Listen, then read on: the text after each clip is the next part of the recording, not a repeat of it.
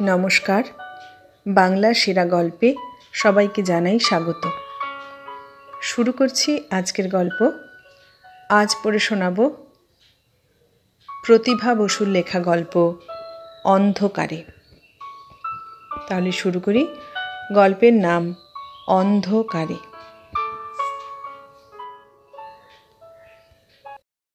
বীরেশ্বরকে আমি চিনতুম, বীরেশ্বরকে আমি ভালোবাসতুম। বীরেশ্বর আমার সহপাঠী ছিল। একদিন দুদিন নয়, একাধ বছর নয়, সেই প্রেপারেটরি থেকে MA পর্যন্ত আমরা একসঙ্গে পড়েছিলাম। যদিও বিষয় আমাদের আলাদা ছিল। বীরেশ্বর রাজনীতির ক্লাস করত, আমি সাহিত্যের। আমি বীরেশ্বরকে বলতুম, রাজনীতি পড়ো কেন? সাহিত্য না পড়লে শিক্ষিত হবে না। বীরেশ্বর বলতো, সাহিত্য পড়ো কেন? রাজনীতি না পড়লে কুয়োর ব্যাঙ কুয়োতেই থাকবে। দুজনেই তারপরে যার যার বিষয় নিয়ে খুব তর্ক করতুম। তর্কে না পারলে বীরেশ্বর ভীষণ রেগে যেত। রণে ভঙ্গ দিয়ে বলতো, যাও যাও, মেয়ে হয়ে জন্মেছ, মেয়ে হয়েই থাকো, দয়া করে ছেলেদের সঙ্গে পাল্লা দিতে এসো না। আমিও ছাড়তুম না, বলতুম, পাল্লা দেবার কি আছে? এমন কোনো মেয়ে আজ পর্যন্ত জন্মায়নি যে ছেলেদের বোকামির সঙ্গে পাল্লা দিয়ে জিততে পারে। সবাই জানে ছেলেরা গোয়ার, বেহেড আর অসহিষ্ণু। গায়ে জোর থাকলে যা হয় আর কি। জানো তো, 5 ভাইয়ের মধ্যে ভীমের গায়ে সবচেয়ে বেশি জোর ছিল। কিন্তু রাগে গড়গড় করতে করতে আমার দিকে অগ্নিদৃষ্টি নিক্ষেপ করে দুবদাব স্থান ত্যাগ করত বীরেশ্বর। আমি হাসতে হাসতে চেঁচিয়ে বলতুম, দুও দুও। বিয়ে পর্যন্ত এই ধরনের ভাব ছিল। তারপরেই ধীরে ধীরে বদল হয়ে গেল সব। আমাদের মনের ভাবও বদলালো, স্বভাবও বদলালো। 17 বছরের আমি 20 বছরে পা দিয়ে অনেক শিষ্ট হয়ে গেলাম, আর বীরেশ্বর রাজনীতির পাল্লায় গা ভাসিয়ে ভারী উদ্দাম হয়ে উঠল। এবং আমরা বুঝতে পারলুম, আমাদের মধ্যে শুধু নিছক সহপাঠীর বা সমবয়সীর বন্ধুত্বর ভালোবাসাই নয়, তার ঊর্ধ্বেও আরও কিছু হয়েছে, যার নাম প্রেম বললেও অত্যুক্তি হয় না। কিন্তু আমরা সেটা স্বীকার করতাম না, স্বীকার করতে লজ্জা করত। তবুও কোনো কোনো সময়ে চোখে চোখে তাকিয়ে তাকিয়ে হঠাৎ দুজনেই দৃষ্টি ফিরিয়ে নিয়ে চুপ করে বসে থাকতাম। কিন্তু এসব অনুভূতি আমাদের অধিক দূর নিয়ে যেতে পারত না। আমরা নিজেরাই এই বাজে পচা সেন্টিমেন্টাল অবস্থাটা কাটিয়ে নড়ে চড়ে সহজ হয়ে বলতাম, দূর ছাই, এমন বৃষ্টি নেমেছে যে কিচ্ছু ভাল লাগছে না। চলো ঈর্ষিতা নবেন্দুকে ডেকে এনে ভিজি খানিকক্ষণ। অথবা, বাপরে বাপ, কি গরম, আজ ক্লাস করতে পারবো না, পালাবো। তারপর একদিন বীরেশ্বর পড়া ছেড়ে হঠাৎ কোথায় যেন চলে গেল। ওর এই ব্যবহারে আমি কষ্ট পেয়েছিলাম, রাগ করেছিলাম। ক্রুদ্ধ চিত্তে ভেবেছিলাম, এই ছন্ন ছাড়া নিষ্ঠুর দায়িত্বজ্ঞানহীন ছেলেটির সঙ্গে আমি কখনো কোনো সংস্রব রাখব না। মাস 6 মধ্যে পরীক্ষা আসন্ন হলো। আমি বীরেশ্বরের অবিমৃষ্যকারিতা ভুলে পড়াশোনায় ডুব দিলাম। তবু মাঝে মাঝে ওর কথা ভেবে আমার মন খারাপ হয়ে যেত। ভাবতাম, ছেলেটা কি, অন্তত পরীক্ষাটা দিতেও তো আসতে পারে। ওর দলের ছেলেরা বলতো, পরীক্ষায় আর ওর বিশ্বাস নেই। এই কথায় আমার ভুরু কোঁচকে যেত। বলতুম, মানে? তারা বলতো, মানে নেই কিছু, গাধার মতো খেটে পিটে পরীক্ষা দিয়ে হবেটা কি? দেশ যেখানে আছে সেখানেই থাকবে। তা দেশ কি একটা অস্থাবর জিনিস নাকি যে নড়ে চড়ে বেড়াবে? ওরা বলতো, দেশ মানে তো আর মাটির সমুদ্র নয়, প্রাণের মিছিল। প্রাণ কই? রেগে গিয়ে বলতুম, ও বীরেশ্বর তাহলে প্রাণ ভ্রমরকেই খুঁজতে বেরিয়েছে। তোমরাই বা বিড়বিড় করছো কেন? তোমরাও যাও না সেই অন্বেষণে যোগ দিতে। যাব। তারা কেমন একরকম হাসতো আর বলতো, অন্বেষণের নিশানা কি শুধু একরকম তা নয়, এখানেই আমাদের কাজ। তখন আমি জানতুম না কি কাজ, পরে বোঝা গেল। পরীক্ষার সময় তারা পরীক্ষা ভণ্ডুল করল চেয়ার টেবিল ভেঙে, উপাচার্যকে শাসিয়ে, অধ্যাপকদের অপমান করে। আর এই সব করার পরে হঠাৎ তারা অনুভব করল দল বেঁধে সাহস করে চলতে পারলে এ জগতে যা খুশি তাই করা যায়। আমরা যারা তাদের দেশোদ্ধারের এই অভিনব পদ্ধতির সঙ্গে ছিলুম না, তারা বললুম, খুব অন্যায়, কেন তোমরা পরীক্ষাটা নষ্ট করলে? কি তোমাদের লাভ হলো? চেয়ার টেবিল ভাঙা বা গুরুজনের অসম্মান করার মধ্যে কি এমন বাহাদুরি? অসভ্য, এর নাম রীতিমতো ছোট লোকামি। একটি ছেলে, রামেন্দু তার নাম, সায়েন্স পড়ত, খুব সর্দারি করছিল দলের মধ্যে। মনে হচ্ছিল এই সব কাণ্ডকারখানার সেই নেতা। সরসে বলল, ভদ্রমহিলা শুনুন, ভদ্রলোক হয়ে তো বহু বছর কাটানো গেল, এবার না হয় একটু ছোটলোক হয়েই দেখা যাক না। বিষ্ঠাসংকুল ভরাপুরা নর্দমার স্থির জলে কিঞ্চিত কম্পন তোলা যায় কিনা। আমার বন্ধু মাধুরী উত্তেজিত গলায় বলল, তা বটে, কম্পন তোমরা না তুললে আর কে তুলবে? নর্দমায় ঢিল ছুঁড়ে ময়লা ছিটকিয়ে সব কিছু অপবিত্র করাই তো তোমাদের ধর্ম। যাও যাও, বেশি ওস্তাদি করো না। যা বোঝো না তা নিয়ে তোমরাও বেশি কথা বলতে এসো না। দলবল নিয়ে লাল মুখে রামেন্দু চলে যেত তর্ক ছেড়ে। অর্থাৎ তখনও পর্যন্ত আমরা পরস্পরকে পরস্পর এভাবে আক্রমণ করার মতো বন্ধুত্ব অনুভব করতুম। অবশ্য পরস্পর কথাটা ভুল হলো, কেননা বন্ধুত্বর ভাবটা বোধহয় আমাদের দিকেই ছিল, ওদের নয়। ওরা খুব দ্রুত বদলে যাচ্ছিল। ওরা কেমন ষড়যন্ত্রীর মতো নিজেদের মধ্যে নিজেরা গুটিয়ে থাকত, মন খুলে কারোর সঙ্গে মিশত না, আগের মতো রাজনীতির তর্ক জুড়ে গলা ফাটাত না। পরীক্ষা ভণ্ডুল হয়ে যাবার অব্যবহিত পরেই আবার হঠাৎ একদিন ফিরে এলো বীরেশ্বর। দেখা হয়ে গেল করিডরে। আরে তুমি? খুশি হয়ে থমকে দাঁড়ালাম। রাগ অভিমান কিচ্ছু মন রইল না। বীরেশ্বর তার ঘন চুলে আঙুল চালিয়ে বলল, তাহলে চিনতে পেরেছ? আহা, কেবল বাজে কথা। কোথায় ডুবেছিলে? একটা খবর দেওয়া বুঝি কর্তব্য বলে মনে হয়নি? বলতে বলতে হঠাৎ উপলব্ধি করলাম আমার গলা কেঁপে যাচ্ছে, আমার চোয়াল ব্যথা করছে। আমি বীরেশ্বরকে ভীষণভাবে ভালোবাসছি। বীরেশ্বর তাকিয়ে থাকল। সামান্য পরে নিচু গলায় বলল, রাগ করো না, অন্যায় হয়েছে, ক্ষমা করো। আমরা কফি হাউসে গেলুম। লক্ষ্য করলুম বীরেশ্বর অনেক রোগা হয়েছে। তার উচ্চশক্তির চশমার কাচের ফাঁকে চোখের তারা আরও বেশি চকচক করছে এবং সে খুব অন্যমনস্ক। কফিতে চুমুক দিয়ে বলল, শুনলাম রামেন্দুদের সঙ্গে খুব ঝগড়া করো। চুপ করে থেকে বললাম, করি না, করতাম।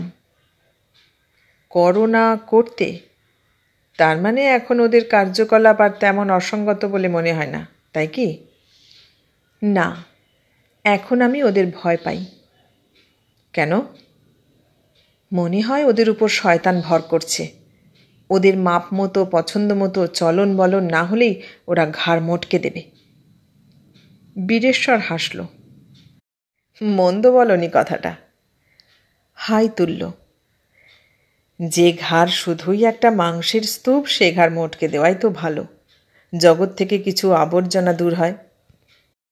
আমি তাকিয়ে থাকলাম। আমার মুখে কথা সরল না। বীরেশ্বর বলল, অন্ধ তো আর নও, দেখছ তো বিশ্ব সংসারে বন্দুকের নল আজ ওদের কোথা থেকে কোথায় নিয়ে এসেছে। ওদের বলতে বীরেশ্বর কাদের বলছে তা আমি বন্দুকের নল শুনেই বুঝতে পারলাম। আমার কফি খেতে ভালো লাগছিল না। আমি বীরেশ্বরের চোখে মুখেও ষড়যন্ত্র দেখছিলাম। কোনোদিন খুনি দেখিনি, তবু বীরেশ্বরকে আমার খুনি বলে মনে হলো। আমি সহসা ওর হাত চেপে ধরে বললাম, এ পথ ছাড়ো, এ পথে আলো নেই। বীরেশ্বর হেসে হেসে বলল, আলো নেই, আলো আনবো। আর ওই যে ঘাড়ের কথা বললে না, কারো কারো ঘাড়ে বড় বেশি চর্বি জমে গেছে, অনেক চর্বি পাওয়া যাবে সেখান থেকে, সেই চর্বিতেই আমরা আলো জ্বালব। আমার বুকের ভিতর ধক করে উঠল। এসব তুমি কি বলছো বীরেশ্বর? আমার ক্ষীণ গলা প্রায় শোনা গেল না।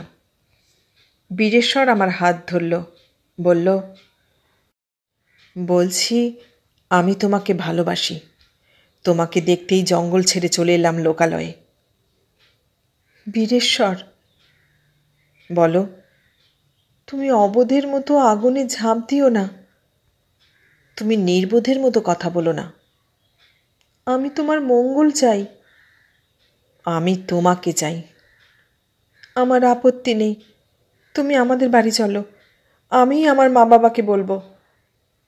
কি বলবে? আমাদের বিয়ের কথা। বিয়ে?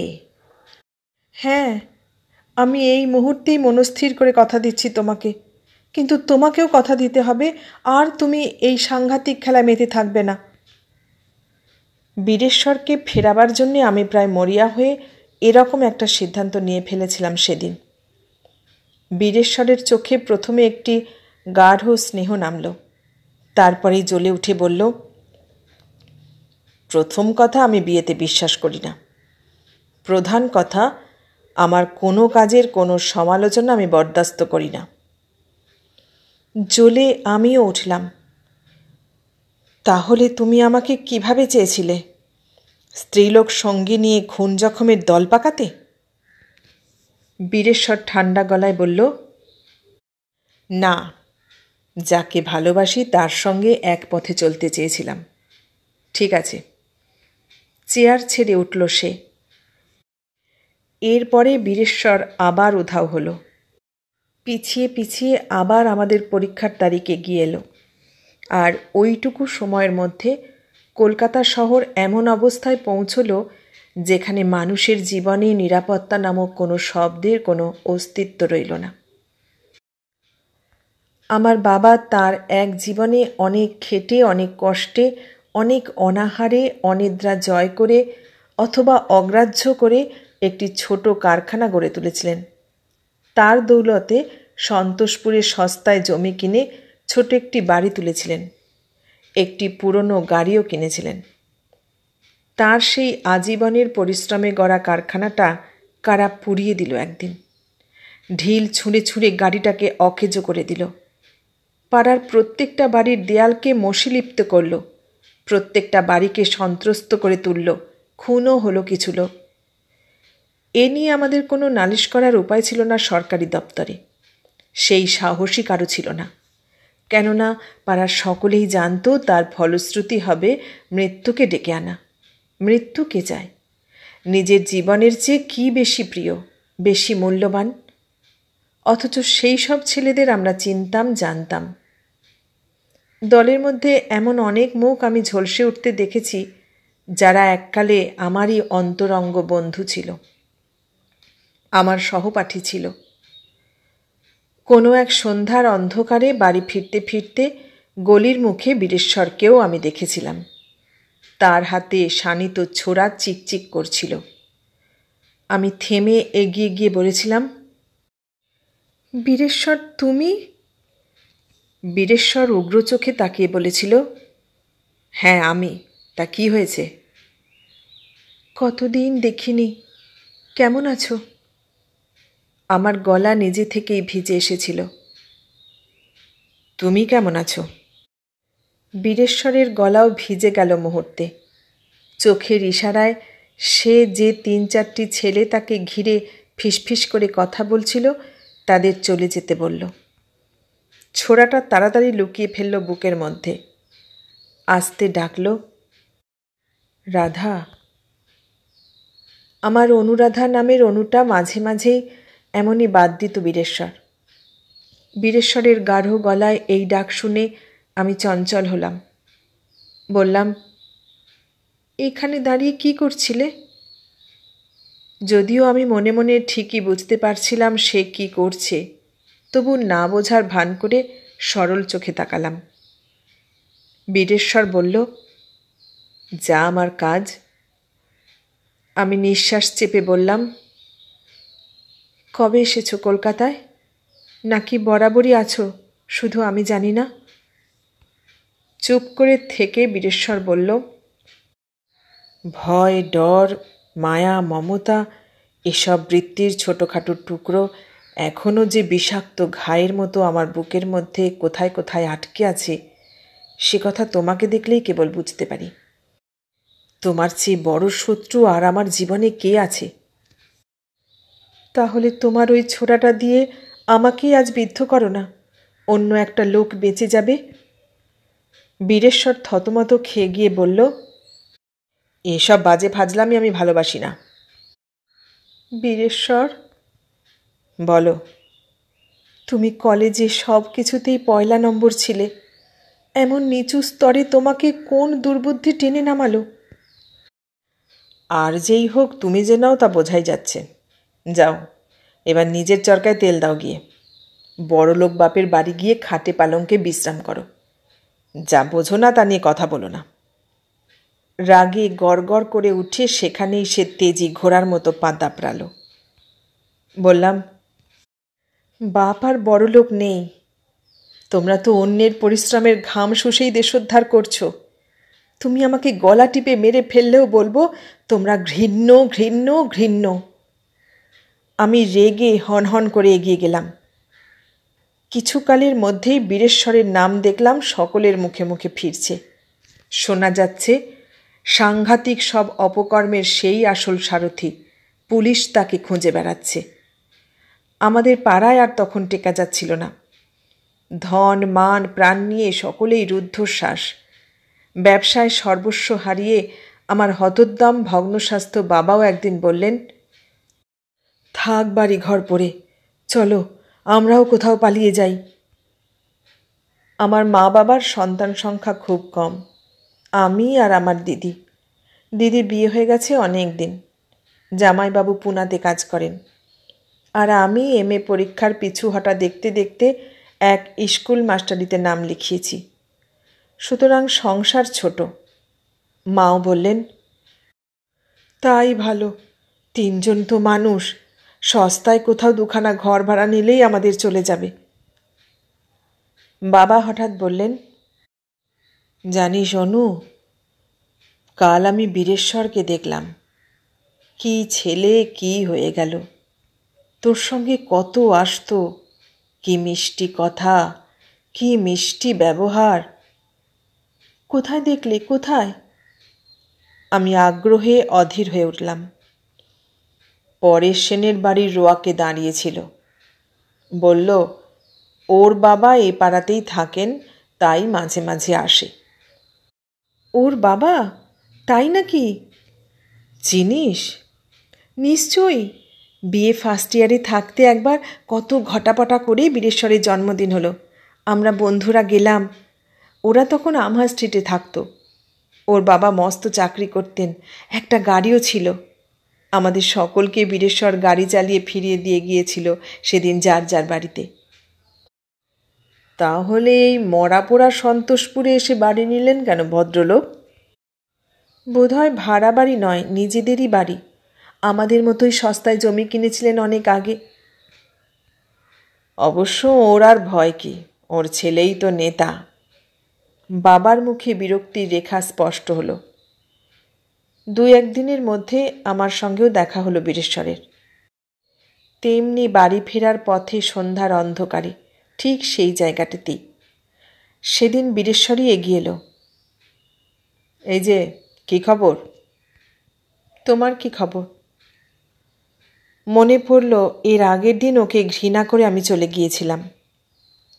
সেই ঘৃণার বদলে ওর অমন নিভাজ শান্ত ভঙ্গি দেখে আমি আর রাগ করতে পারলাম না। তাছাড়া ও যে বীরেশ্বর, এটা আমি ভুলি কি করে? আর কেউ না জানুক, আমি তো জানি আমার কুমারীর হৃদয়ে এই ভয়ঙ্কর বীরেশ্বর কতখানি জায়গা জুড়ে আছে। ওর জন্য নিঃশব্দে আমি কত কষ্ট পাচ্ছি। চুপ করে থেকে বললাম, বাবার সঙ্গে তোমার দেখা হয়েছিল সোমবার? সোমবার? এক পলক ভেবে বলল, হ্যাঁ, সোমবার আমি এসেছিলাম। এসেছিলাম কেন? থাকোনি? তোমার বাবা মা তো এ পাড়াতেই আছেন বলেছ। বাবা মার সঙ্গে আমার কি? তুমি তাদের ছেলে, সেজন্য কি করতে হবে? সেটাই তোমার বাড়ি। তারাই তোমাকে খাইয়ে পরিয়ে এবং পড়িয়ে এতটা বড় করে তুলেছেন। না করে আর উদ্ধার কি? আমি তো আর জোর করে তাদের ছেলে হয়ে জন্মাইনি। তাদের গরজেই আমার জন্ম। আমার আগেও আমার মা 8 বার গর্ভবতী হয়েছেন। 3টি মরে বেঁচেছে, আর বাকি 6টির মধ্যে এক দিদি বিধবা হয়ে আবার ফেরত এসেছেন বাপের বাড়িতে। অন্য 2জন আরামের তেলে গড়াগড়ি খাচ্ছেন। দাদাদের একজন জেলে আর একজন পিতৃভক্ত, আর এই হতভাগ্য আমি মানুষের বুকে ছুরি বসাচ্ছি। মুখ ফসকে বেরিয়ে গেল কথাটা। সঙ্গে সঙ্গে ওর চোখের দিকে তাকিয়ে ভয় পেলুম। অন্ধকারে ওর চোখ সাপদের মতো জ্বলে উঠেছিল। দাঁতে দাঁত চেপে বলল, হ্যাঁ, ঠিক তাই। যা পাপ, যা পচা গলা দুর্গন্ধের ডিপো, তা এমনি করেই সাবার করা উচিত। আমিও দাঁতে দাঁত চেপে বললাম, তোমাকে আমি ধরিয়ে দেব পুলিশে। পারো তো দিও। পারবো পারবো, নিশ্চয়ই পারবো। আমার কান্না এসে গিয়েছিল গলায়, আর সেজন্য নিজেকে আমার 2 হাতে চড়াতে ইচ্ছে করছিল। আশ্চর্য, তবু এই বীরেশ্বরকে আমি ভালো না বেশে পারি না কেন? বীরেশ্বর একটু হাসল। ওর স্বভাব সিদ্ধ ভঙ্গিতে চুলের ভিতরে আঙুল ডুবিয়ে বলল, আমার দেশের কাছে আমার কেউ কিছু না। বাপ মা ভাই বোন আত্মীয় পরিজন সব সব কুয়াশা। শুধু তুমি একটি বিন্দু সিন্ধু হয়ে এখনো সম্পূর্ণ মুক্ত হতে দিচ্ছ না। বললাম, তোমার নামে হুলিয়া বেরিয়েছে সে কথা কি জানো? জানি। কোন সাহসে ঘুরে বেড়াও? সাহসের অভাব কবে দেখেছ? ঠিক যেন আমার একটি চুলের ডগাও ওরা ছুঁতে পারবে না কখনো। নিশ্চয়ই পারবে। মিলিটারি নামছে, খবর রাখো না? সব আমি একদিন নিশ্চিহ্ন করে দেব। বীরেশ্বর, বলো। এই রাস্তা তুমি ছেড়ে দাও। তুমি জানো না তুমি কি করছো। একটা উন্মত্ত নেশায় আচ্ছন্ন হয়ে দিন কাটছে তোমার। বীরেশ্বর, তুমি ফেরো, তুমি ফেরো। আমি ঢোক গিললাম। বীরেশ্বর আনমনা হয়ে বলল, অসম্ভব। তোমাদের বাড়ির ঠিকানা কি আমাকে বলো। কি দরকার? আমি তোমার মা বাবার সঙ্গে দেখা করব। তোমার কি ধারণা আমি আমার মা বাবাকে গ্রাহ্য করি? বলো না ঠিকানাটা কি। তার চেয়ে বাড়ি যাও। আমার সঙ্গে কথা বলছো দেখতে পেলে টিকটিকিরা তোমার নামেও হুলিয়া বার করবে। তাছাড়া সুরের বাচ্চা তো একটা নয়, অনেক। সব কটা হারামজাদাই তো গদির লোভে পিছন ঘষ্টাচ্ছে। এক সময় তো পড়াশোনা করতে, গৃহস্থ ছিলে, ভদ্র ছিলে। দয়া করে মুখ খারাপ করো না। তোমার বাবার নাম আমার মনে আছে। ঠিকানা না দিলেও পাড়া খুঁজে আমি তার বাড়ি বার করতে পারবো। আচ্ছা, চলি। হাঁটতে শুরু করেছিলাম। দ্রুত এগিয়ে এসে বীরেশ্বর বলল, একটা কথা শুনবে রাধা? কি? আমি এখনই আমার আস্তানায় ফিরে যাচ্ছি। সত্যি বলতে তোমার জন্যই এখানে দাঁড়িয়েছিলাম। আমি জানি স্কুল থেকে এ পথেই তুমি বাড়ি ফেরো। এই খামটা একটু রাখতে পারবে তোমার কাছে? সে হাত বাড়িয়ে দিল। আমি সভয়ে সরে গিয়ে বললাম, না বাপু, তোমাদের ওসব কাগজপাতিকে আমি ভয় পাই। প্লিজ লক্ষ্মীটি। বীরেশ্বর কাকুতি করল। এটা আর কারো কাছে রাখার সাহস নেই আমার। কাউকেই আমি বিশ্বাস করি না তোমাকে ছাড়া। শোনো, আমার আজ রাত্রে এ পাড়ায় থাকার কথা ছিল, কিন্তু খবর পেয়েছি মধ্যরাত্রে এখানে তল্লাশি হবে। বুঝতেই পারছো কেন আমাকে পালাতে হচ্ছে। কাল ভোর 5টায় একটি লোক এসে নিয়ে যাবে তোমার কাছ থেকে। কথা ছিল আমি তাকে সকালে আমার সঙ্গে নিয়ে যাব, কিন্তু তার মানে তুমি আমাকে বিপদে ফেলতে চাও? বিপদের কিছু নেই রাধা, শুধু একটা ছোট্ট ম্যাপ আছে, আমার ঠিকানা। তেমন বুঝলে তুমি এটা ছিঁড়ে ফেলো। তোমার ঠিকানা? তাহলে তোমার একটা ঠিকানা আছে? ঠিকানা নেই, বলতে পারো নিশানা। কোন দেশের কোন জঙ্গলের কোন অংশে আছি তারই চিহ্ন এঁকে দিয়েছি। এই নিশানা ধরে লোকটি যাবে আমার ওখানে, ও গেলে আমি সরব। ঠিক জায়গায় বেছে নিয়েছ। অতি দুঃখে আমি হাসলাম। যেমন জন্তু জানোয়ারের মতো স্বভাব হয়েছে, বাসস্থানও ঠিক তারই উপযোগী। আমি যদি পুলিশকে জানিয়ে দিই? তা তুমি পারবে না। মানুষ কি পারে আর কি পারে না তা কেউ বলতে পারে? আমি কি কখনো কল্পনা করেছি যে তুমি এমন মনুষ্যবধের হোতা হবে? না না বীরেশ্বর, আমি তোমার কোনো কাজেরই সহায় হব না। না না, অসম্ভব। রোগীকে ভালোবাসি বলে তার রোগকে ভালোবাসতে পারবো না। রাধা, না। রাধা, না। আমার রাধা, আমার একমাত্র আলো। বীরেশ্বরের হিংস্র চোখে নিবিড় প্রেম ছায়া হয়ে নেমে এলো। আমি অভিভূত হলাম। আমার চোখে জল ভরে এলো। আমি খামটা হাতে নিয়ে বললুম, কিন্তু আর কোনো দিন আমাকে কিছু অনুরোধ করো না। বীরেশ্বর বলল, না। দ্রুত পায়ে বাড়ি ফিরে এলুম আমি। এসেই সর্বপ্রথম খামটা জল দিয়ে খুলে ঠিকানাটা কি তা জানতে চেষ্টা করলুম। বীরেশ্বরের গতিবিধি রহস্যাবৃত ছিল। লোকেরা ওকে মরীচিকার মতো হঠাৎ হঠাৎ এখানে ওখানে দেখতে পেত, কিন্তু কেউ জানত না ও কোথায় থাকে। আমি মনে মনে ভাবলাম, যদি প্রয়োজন হয় আমি যাব ওর বাসস্থানে। আমি ওকে বুঝিয়ে সুঝিয়ে ফিরিয়ে আনবো এই সর্বনাশ পথ থেকে। ওর জান্তব হৃদয়ে আমার জন্য এখনও যে এক ফোঁটা মনুষ্যত্ববোধ অবশিষ্ট আছে সেটাকে আমি কাজে লাগাবো। ছোট্ট এক টুকরো কাগজ, সাংকেতিক ভাষায় স্থান নির্দেশ আছে। আমি চেষ্টা করে জায়গাটা আবিষ্কার করে ফেললাম। আমি বুঝতে পারলাম কোন পথে কিভাবে সেখানে পৌঁছানো যায়। বীরেশ্বরের জন্য আমার বুকের ভিতরটা পুড়ে যাচ্ছিল। ভালোবাসার ভারে সমস্ত মন টনটন করছিল। আমি ভাবতে চেষ্টা করছিলাম, এত ভালো আমি ওকে কবে বাসলাম।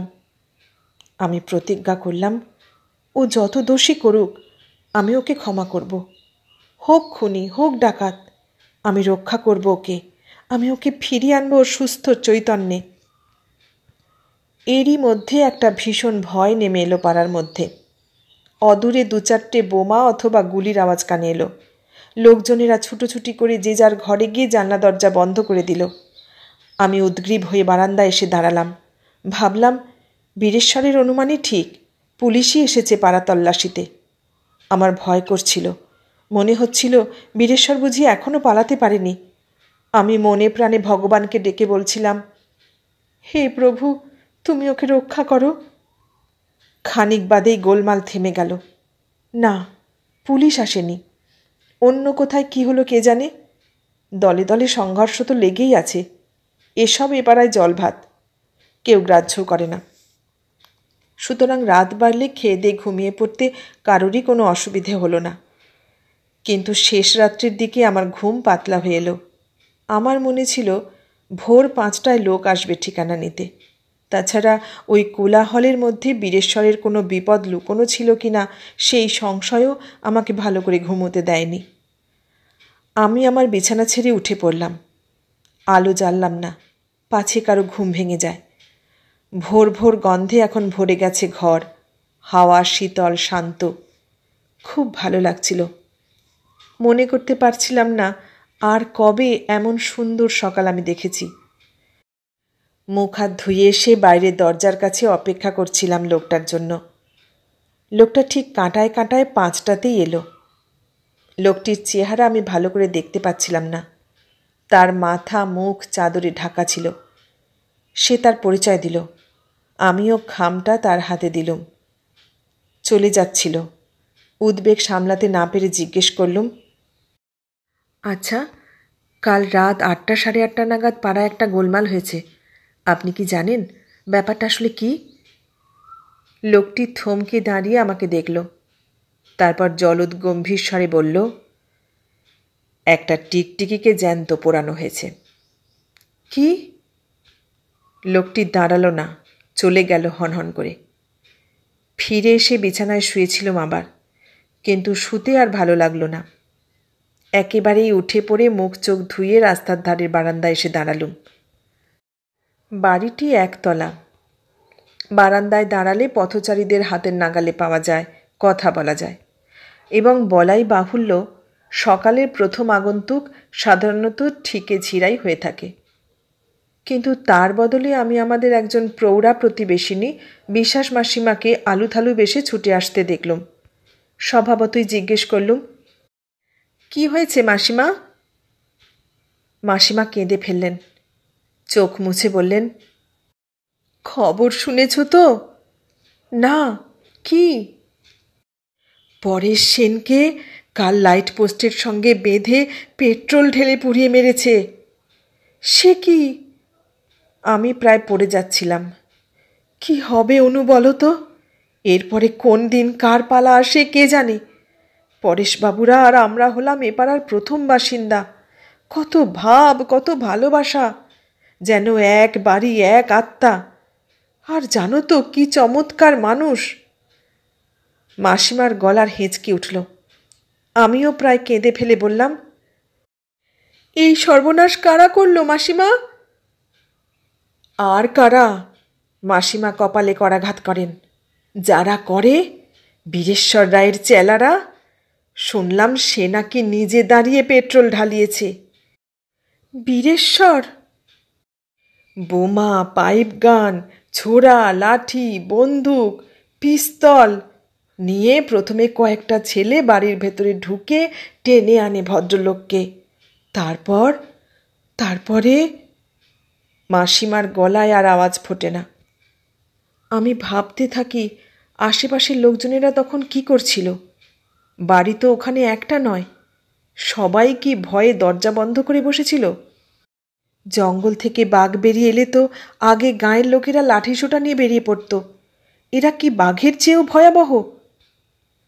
মাসিমা আস্তে আস্তে বললেন, অত্যাচার সহ্য করতে না পেরে উনি কাল নাকি থানায় গিয়ে পুলিশকে আর একটা বিহিত করতে বলে এসেছিলেন। কথা ছিল রাত্রে সৈন্য ফিরিয়ে তল্লাশি হবে। তা তো হলোই না। মাঝখান থেকে কিভাবে প্রাণটা গেল। আমার হাতটা বারান্দার রেলিংয়ে বসে গিয়েছিল। মনে পড়েছিল দুদিন আগেই বাবা বীরেশ্বরকে পরেশ সেনের বারান্দায় দেখেছিলেন। কি করতে গিয়েছিল সে? কি বলতে গিয়েছিল? আর তারপরেই কেন পরেশ সেন খবর দিলেন পুলিশে? কখন চলে গেলেন মাসিমা? একসময় আমিও আমাকে আমার শোবার ঘরের আয়নার কাছে দাঁড়িয়ে বাসি চুল সাব্যস্ত করতে দেখলাম, ব্যাগ নিতে দেখলাম। তারপর শাড়ি বদলে স্যান্ডেল পায়ে তাড়াতাড়ি নেমে আসতে দেখলাম পথে। পথ তখনও নির্জন, তখনও ভোরের গন্ধ মেখে পবিত্র, তখনও আমার মা বাবা ঘুম ভেঙে ওঠেননি। আমি স্বপ্নে পাওয়া মোহাচ্ছন্ন লোকের মতো যেন ঘোরের মধ্যে গলি পেরিয়ে সদর রাস্তায় এসে পৌঁছলাম। এসেই ট্যাক্সি পেয়ে গেলুম একটা।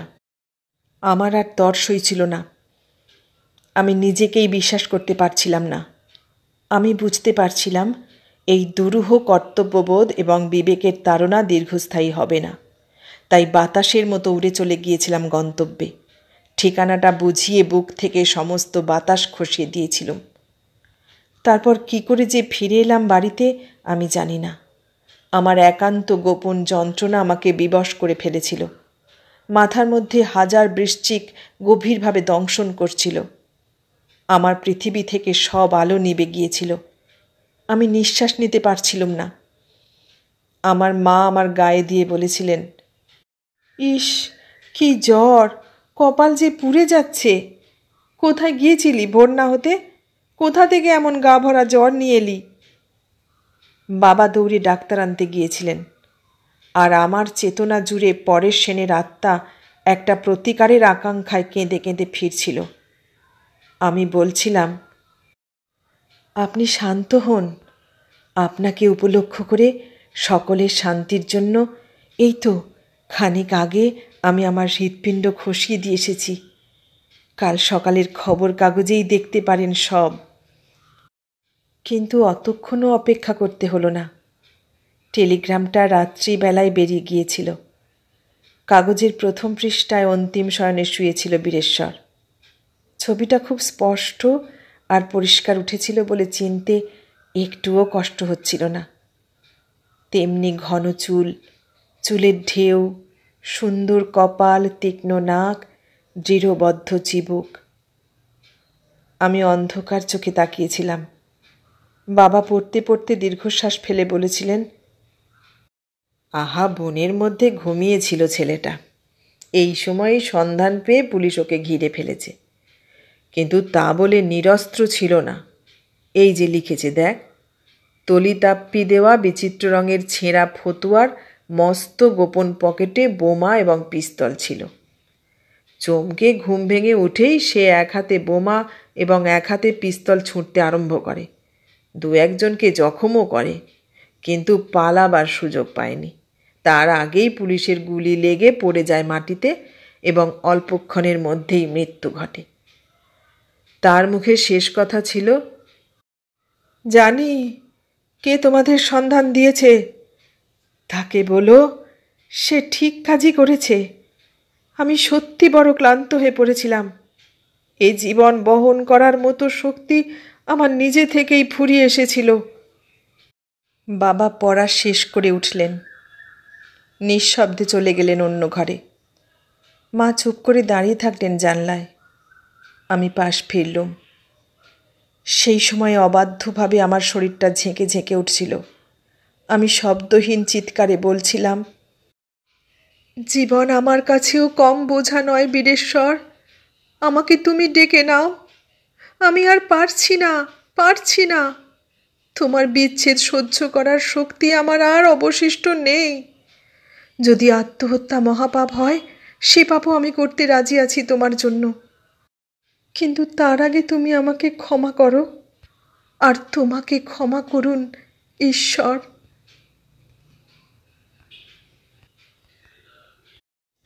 এতক্ষণ শুনলেন প্রতিভা বসুর লেখা গল্প অন্ধকারে। কেমন লাগলো গল্পটা? ভালো লাগলে লাইক, কমেন্ট, শেয়ার করবেন।